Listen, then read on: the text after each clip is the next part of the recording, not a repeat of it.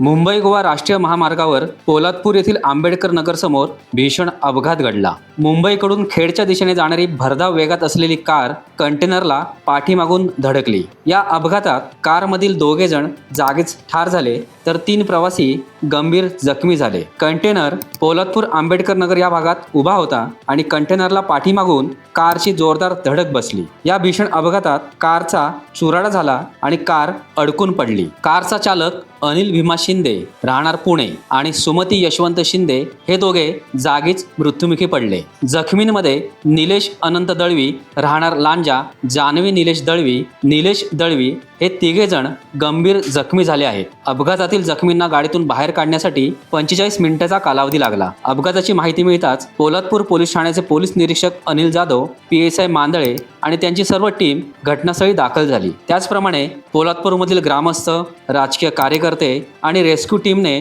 धाव घेतली। महाडचे उपविभागीय पोलीस अधिकारी शंकर काळे यांनीही अपघातस्थळी धाव घेऊन आपल्या सहकाऱ्यांना सूचना केल्या। अपघातामुळे महामार्गावर वाहनांची रांग झाली होती, मात्र पोलिसांनी परिस्थिती नियंत्रणात आणली। टाइम्स डिजिटलला लाईक करा, सबस्क्राईब करा, शेअर करा आणि बेल आयकॉन दाबायला विसरू नका। पाहत रहा टाइम्स डिजिटल।